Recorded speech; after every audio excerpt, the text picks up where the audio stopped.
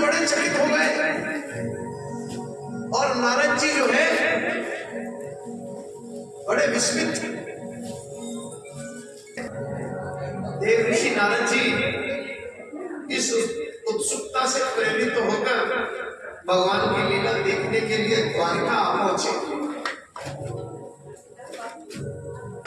भगवान के पास जाकर कहा, भगवान मैं आपकी ये विचित्र लीला देखना चाहता हूँ। भगवान ने कहा, तुम्हें कौन देख सकता है भाई,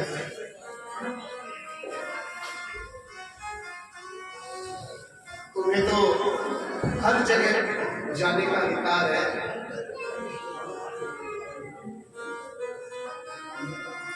तो भगवान ने जब नारद जी को इजाजत दी तो नारद जी पहुंचे पहले रुक्मिणी के महल में। देखो ये रुक्मिणी बैठी, नारद जी ने देखा इस कमरे में, इस महल में रुक्मिणी जी हवा कर रही थी, नारद जी को चांदी का चमर बुला रही थी। नारद जी को बड़ा था, नारद जी ने कहा ये रुक्मिणी, चलो भगवान यहाँ बैठे हैं। नारद जी घूम करके दूसरे महल में गए, वहां पर सत्यभामा, उन्होंने देखा सत्यभामा भगवान को भोग लगा रही है। नारद जी ने कहा ये क्या बात है भाई, यहाँ भगवान को भोग लग रहा है, वहां चमन डुला रही थी। नारद जी तीसरे महल में गए, वहां पे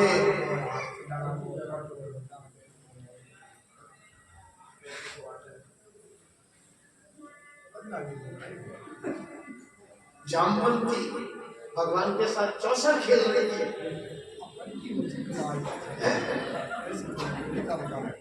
नारद जी बड़े विस्मित, जैसे आप हंस रहे हो नारद जी हंसने लग गए, अरे ये क्या हो रहा है।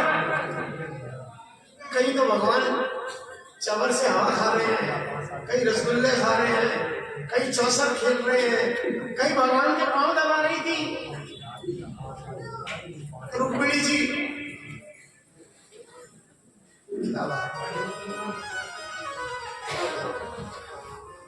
और कहीं विचार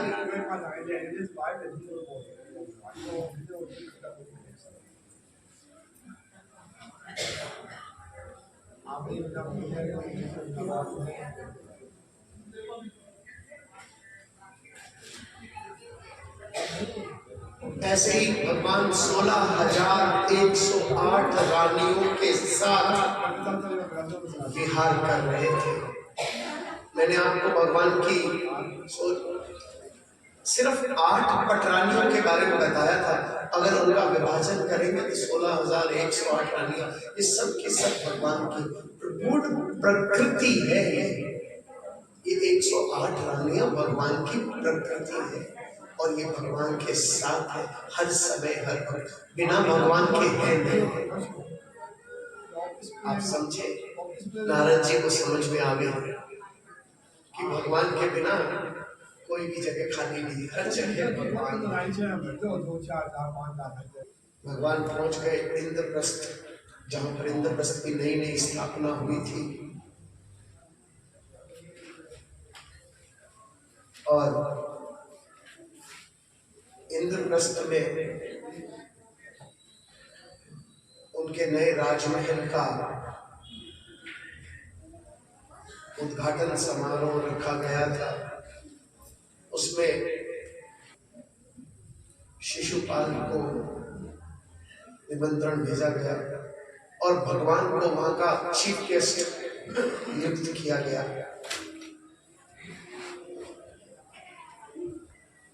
तो शिशुपाल को यह बात अच्छी नहीं लगी।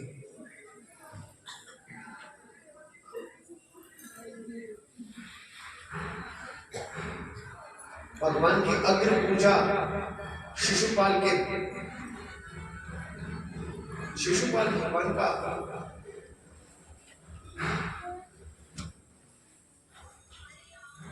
भाई ही था, वो भी पहुंचा। दोनों जब देखा कि भगवान की अग्र पूजा हो रही है तो वो बोला, इस राज में सभागृह के अंदर इतने बड़े बड़े राजा बैठे हैं, उन सबको छोड़ करके इस ग्वाले की अग्र पूजा क्यों की जा रही है? इस ग्वाले को चीफ गेस्ट क्यों बनाया गया है? और उसने भगवान को गालियां निकालनी शुरू कर दी। भगवान ने उसकी माता से वादा किया था कि इसकी 100 गलतियों तक तो इसे माफ करूंगा, और उसके बाद फिर माफी नहीं है। और वो गालियां निकालना शुरू किया। जब वो गालियां निकालता रहा, भगवान चुपचाप सुनते रहे। निकालते निकालते निकालते निकालते जब 100 पूरी हुई तो भगवान ने अपना चक्र उठाया और उसका गला उतार दिया, उसका उद्धार कर दिया। आपका घड़ा भर जाता है, तब भगवान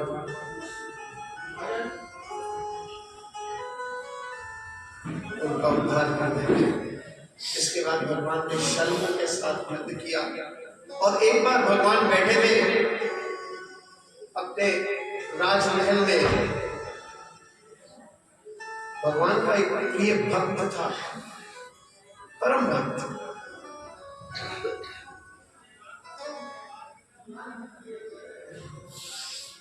भक्त के ऊपर कोई भी कठिनाई आ जाए ना, तो वो कठिनाई को भगवान के ऊपर, भगवान को अर्पण कर देता। ऐसे ही एक भक्त था। भक्त क्या था? भगवान का अपना मित्र था।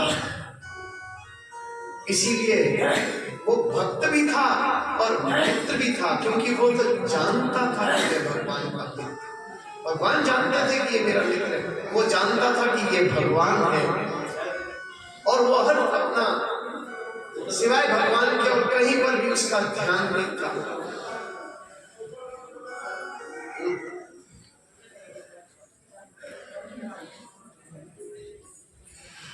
वो पहुंच गया, वो इतना उसके मतलब मैं ये नहीं कहूंगा कि वो गरीब था या कुछ था।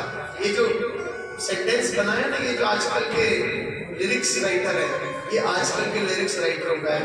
सुदामा गरीब नहीं था, सुदामा ब्राह्मण था, और उसे किसी चीज की लालसा नहीं थी। उसे कोई बड़े बड़े महल नहीं बनाने थे, उसे तो सिर्फ भगवान से भक्ति थी, भगवान से प्रेम था।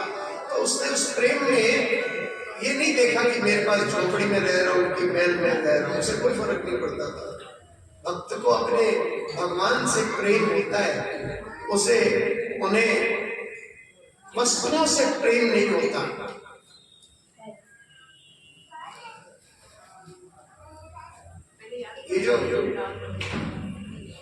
ये जो लिरिक्स बना है ना हमारे, जिसमें ये कहते हैं देखो देखो ये गरीबी गरीबी का आलम, ये लिरिक्स ही गलत है। इसलिए इस गाने के ये लिरिक्स काट देने चाहिए। जो भगवान का भक्त होता है वो गरीब हो ही नहीं सकता। आपको ऐसा लगता है कि वो वस्तुओं का अभाव है उसके वहां, और उसे वस्तुओं से कोई लेना देना ही नहीं है, उसे वस्तुओं से प्रेम ही नहीं है, उसे तो भगवान से प्रेम है। तो वो क्या करेगा इस बड़े महल का, बड़ी गाड़ियों का, सुंदर सुंदर कपड़ों का? भगवान के इस प्रेम को गरीबी मत समझ लेना। इस लिरिक्स राइटर ने सुदामा को गरीब समझ लिया। सुदामा गरीब नहीं है, सुदामा ब्राह्मण है। जो ब्रह्म को जानता है वो ब्राह्मण है, वो कृष्ण के स्वरूप को जानता है। अरे द्वारपालो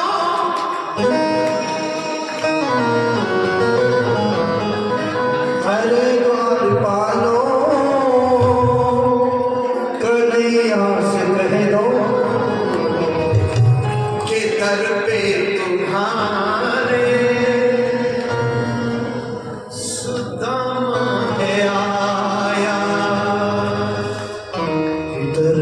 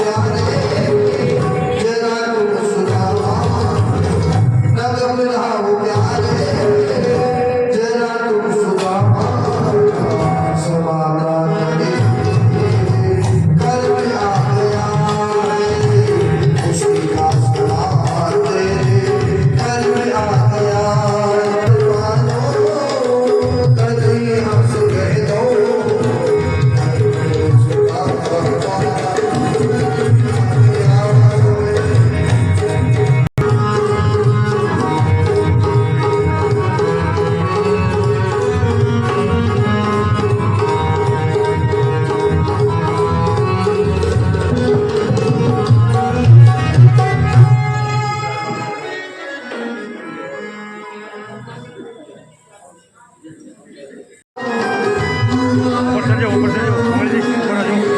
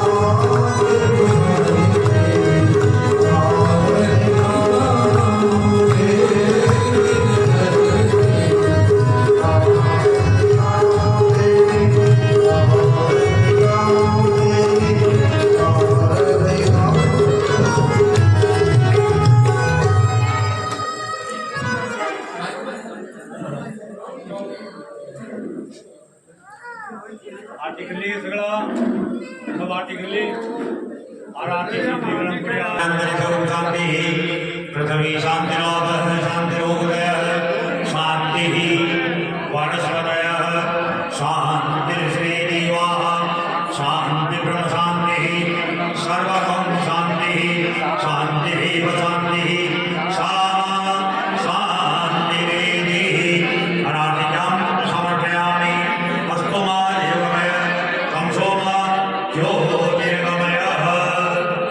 सर्वेषां उपस्थित समुदाय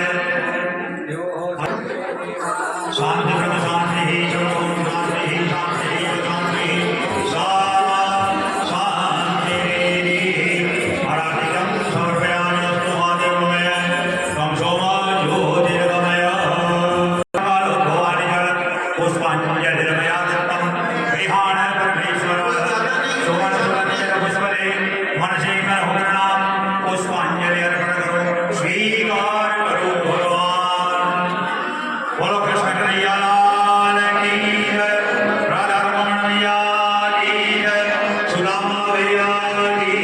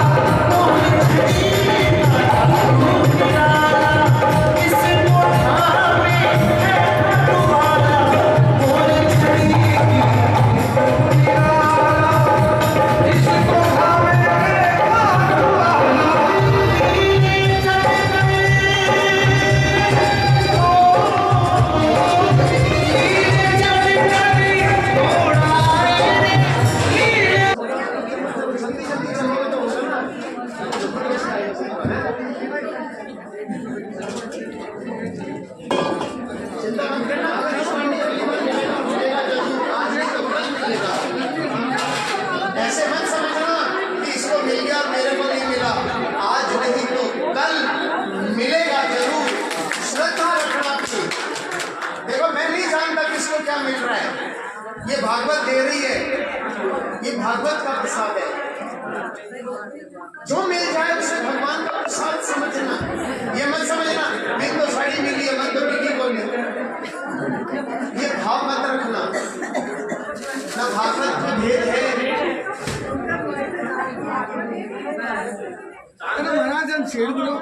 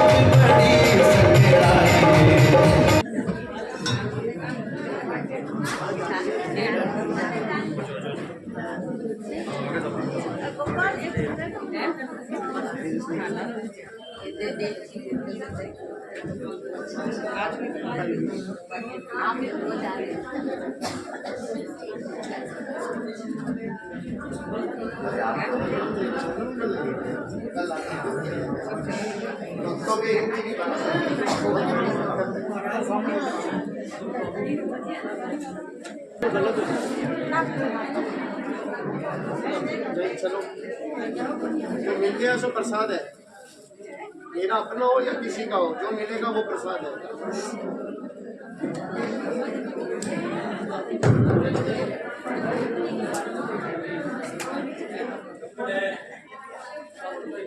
चलो बेटा, मुझे थोड़े केले और ला देना छोटे बच्चों के लिए, बाद में अलविदा।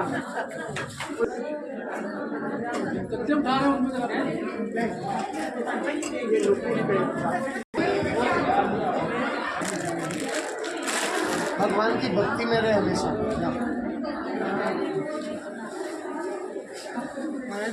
तेरा कटोरा भरा रहे, जा ले, तेरा बहुत भरे, जा। कोई और रह गया हो तो आए, तेरा तो कल बात हो गया। सबको प्रसाद मिला। देखो भाई, किसी को कम किसी को ज्यादा ऐसा मत सोचना, ये प्रसाद है, ठीक है। हरिओम तत्सत। इधर आ, इधर आ।